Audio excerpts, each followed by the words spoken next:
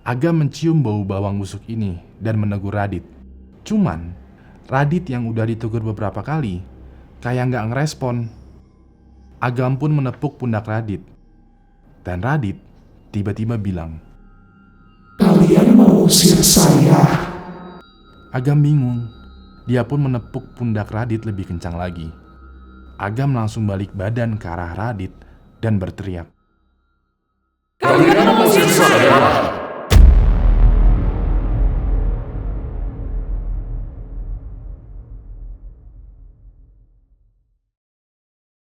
Jadi gini ceritanya, di video sebelumnya gue ngebahas tentang cerita seram yang dialami oleh Valen Uryu atau Rama di asrama pendidikan sekolahnya yang ada di Tangerang.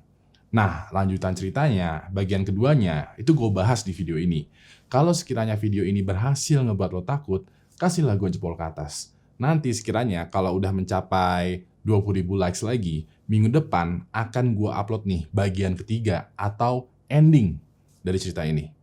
Kalau lo belum tahu cerita awalnya bagaimana, mending nonton dulu video gue sebelumnya. Linknya ada di sebelah kanan atas layar atau ada di deskripsi.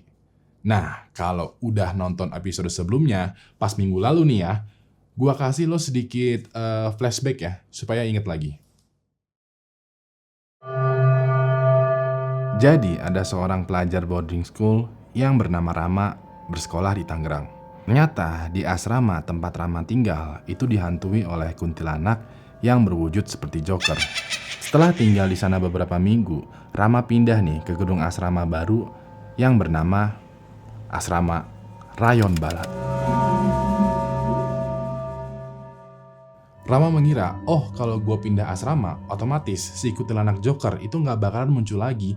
Kan yang dihantui itu adalah gedung asrama yang lama.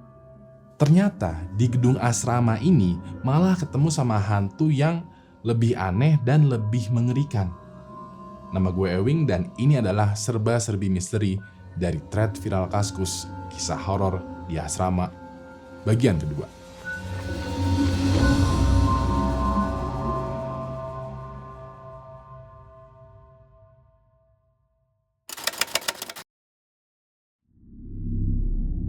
Rama kan sekarang naik kelas dan pindah ke gedung asrama baru yang namanya Rayon Balat. Nah, gedung asrama baru ini terdiri dari 11 kamar dengan kamar mandi umum di pojok lorong dan di sebelahnya ada kamar si guru-guru atau enggak pengurus asrama. Rama di gedung asrama yang baru ini tidak sekamar lagi dengan teman-temannya pas di gedung asrama lama. Rama sekarang tinggal di kamar 201. Radit itu tinggal di kamar 203. Dan teman-temannya Rama ada di kamar yang lain. Singkat cerita, mereka nggak ngalamin kejadian horor lebih dari 1 bulan pas lagi ada di asrama baru. Setelah itu, Rama bertemu sama teman baru nih, namanya adalah Agam. Agam ini sosok pemberani karena sering bolak-balik kamar mandi tanpa takut hantu. Satu malam sekitar jam 11 segitu, Rama sama Agam itu baru balik dari asrama para guru yang lumayan jauh. Sebelum naik tangga, Agam seperti bingung memperhatikan sesuatu. Akhirnya, Rama tanya, "Ada apa?" Agam jawab kalau dia ngerasa aneh karena dia melihat ada pipa panjang yang dibungkus kain. Rama jadi bingung karena dia nggak lihat apa-apa, bahkan pipa berkain itu. Agam sih menjelaskan kalau pipa itu dibungkus sama kain hitam, menjulang panjang dari lantai teratas sampai lantai 1 asrama. Pas Rama mendengar jawaban Agam, dia kayak bingung dan mengabaikannya. Begitu Rama masuk kamar, Rama baru sadar bahwa pipa yang Agam lihat ini sebenarnya adalah kaki.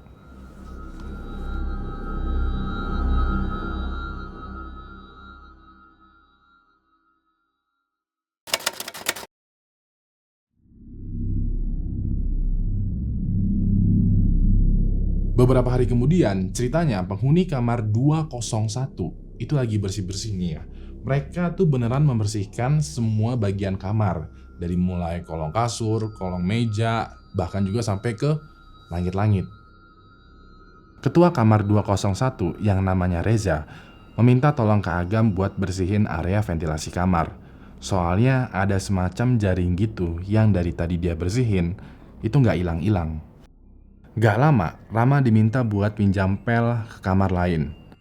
Selama nyari pel, Rama selalu merhatiin area ventilasi kamar yang lain.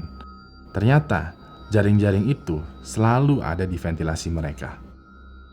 Rama mikirnya mungkin ini asrama beneran kotor banget kali ya. Makanya pas dibersihin itu kok nggak bersih-bersih. Ya udah deh, Rama abaikan jaring-jaring yang ada di pojok ventilasi dan aktivitas kembali. Lalu antara jam 1 atau jam 3 subuh, penghuni rayon ini kebangun.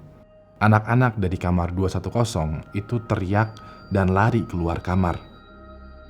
Pihak keamanan sama pengurus asrama kemudian menenangkan murid buat balik masuk ke kamar. Anak-anak kamar 210 nggak lama dipanggil lagi ke pengurus asrama. Besok harinya, Rama nanya nih ke anak kamar 210, 2110 kayak, ada apa gitu semalam heboh banget. Mereka jelasin kalau ada nih satu anak sana baru balik dari warung. Nah pas dia naik tangga, dia ngeliat 2 pipa itu nyambung dari lantai 3 ke lantai 1, ke lantai dasar. Rama kayak, hah? Pipa? No, itu bukan pipa cuy. Dalam hatinya Rama nih ya, itu bukan pipa. Itu kaki ngegantung.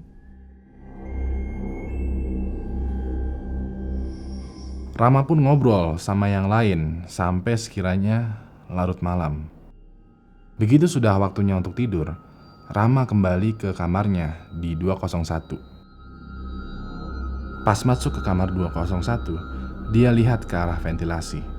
Dan ternyata ada kepala manusia yang terjatuh.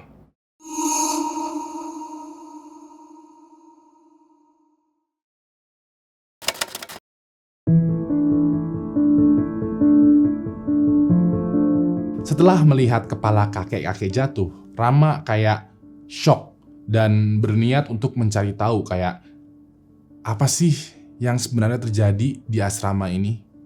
Setelah tanya sana-sini ke orang-orang yang ada di sekitar yang udah lama menghuni sekolah itu, Rama akhirnya mendapatkan informasi mengenai asal-usul si kaki panjang.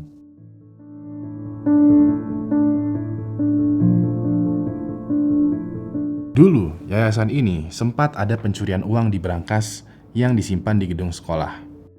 Guru di sana menyebutkan kalau yang maling adalah ninja. Cerita tentang kejadian ninja ini ada 2 versi. Yang satu nyebutnya kalau ninja ini adalah makhluk halus yang disuruh maling uang. Cuman dia gagal karena ketahuan Pak Umar dan diusir pakai ayat-ayat suci. Versi yang kedua bilang kalau ninja ini adalah dukun sakti yang mau maling uang. Dia ini kepergok sama Pak Umar dan lari ke gedung yang masih dibangun. Gedung yang masih dibangun ini memang tempatnya si kaki panjang. Dukun ini minta tolong kepada si kaki panjang untuk meminjamkan kakinya buat kabur. Cuman karena Pak Umar lihat dan bacain doa, dukun yang lagi manjat si kaki panjang itu jatuh dan diamankan. Pak Umar dari situ juga mengetahui bahwa si kaki panjang ini memiliki wajah yang seperti kakek-kakek. Nah, dari situ deh sosok si kaki panjang mulai dikenal. Pak Umar menceritakan kejadian ini ke pemilik yayasan. Nah, setelah diteliti lagi lebih lanjut, si pemilik yayasan sadar bahwa si kakek berkaki panjang ini sebenarnya adalah penghuni lama dari tanah yang ingin dibangun untuk menjadi gedung asrama. Karena si kakek ini adalah penghuni dan si pemilik yayasan ini adalah tamu, ya udah deh, akhirnya si pemilik yayasan kayak, oke, mau gak mau, gue si pemilik yayasan yang minta izin untuk tinggal di situ. Dan akhirnya si kaki panjang ini kayak dibiarkan stay aja di asrama baru.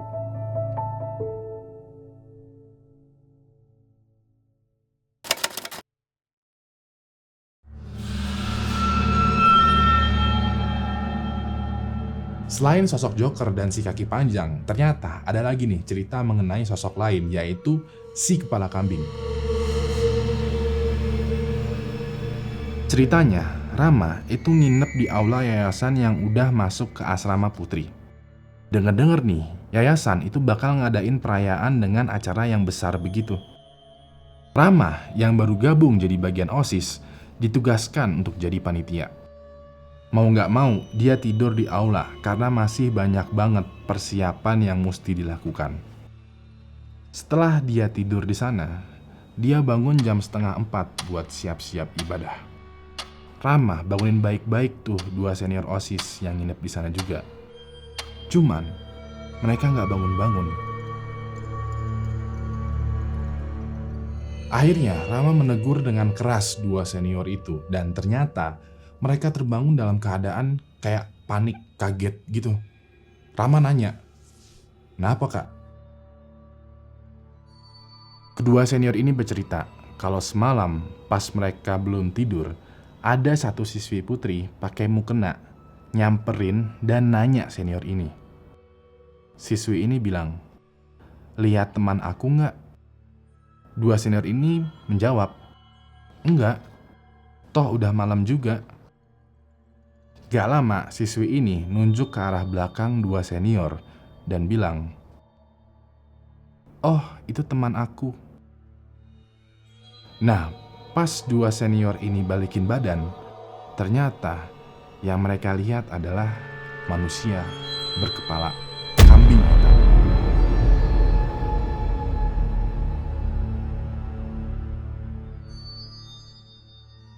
Sosok ini berkata, Jangan pernah kesini lagi.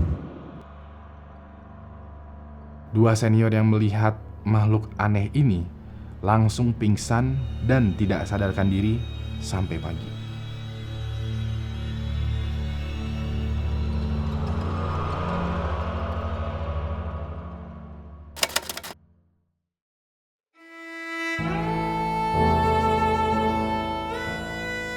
Waktu terus berlalu.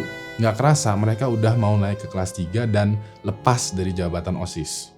Udah lebih dari 2 bulan mereka nggak dengar cerita horor dari teman atau orang yang ada di sekolah. Rama itu juga nggak ngalamin apa-apa. Sampai satu malam, Radit curhat ke Agam dan ke Rama. Dia bilang kalau sebenarnya Radit nih ya, Radit itu disuruh sama Joker buat nyari dan mengusir sosok cewek berbau bawang busuk.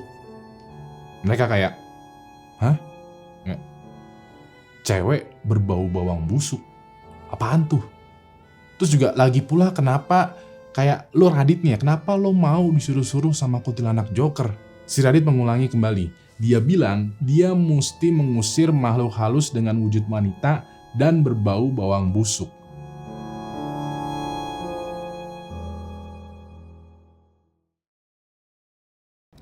Dari sana, Agam sama Rama itu makin ngeh kalau Radit ini diperalat sama Joker. Beberapa kali kalau Agam ke dapur asrama, Radit suka ikut biar sekalian mencari wanita berbau bawang busuk. Hal ini menjadi rutinitas baru untuk Radit karena hampir setiap malam dia mencari wanita berbau bawang busuk.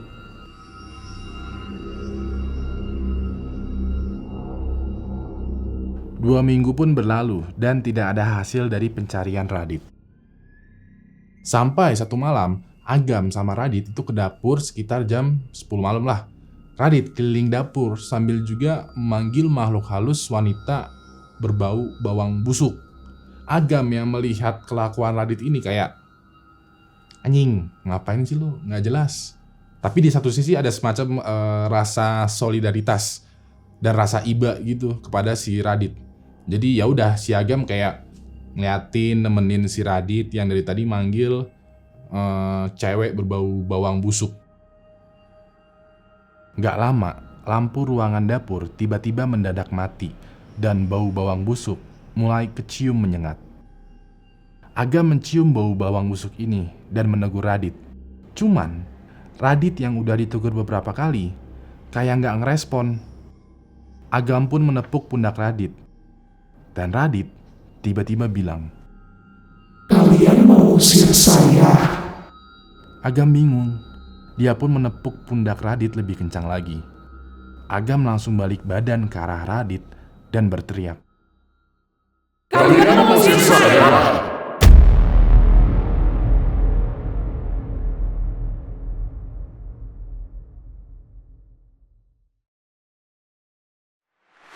Agam ternyata kaget dan akhirnya kabur dari dapur.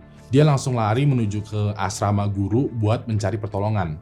Begitu sampai di asrama guru, Agam langsung ngajak gurunya ke dapur dan guru-guru pun melihat si Radit itu lagi berdiri diam mematung di dapur yang gelap. Singkat cerita, para guru ini itu langsung melakukan semacam ruqyah dan baca-bacain doa karena si Radit ini entah kenapa itu mendadak kesurupan. Begitu udah selesai baca-bacanya, udah baca-baca doanya, udah dizikirin, Radit itu kembali sadar dan beristirahat di kamarnya bareng Agam sama Rama.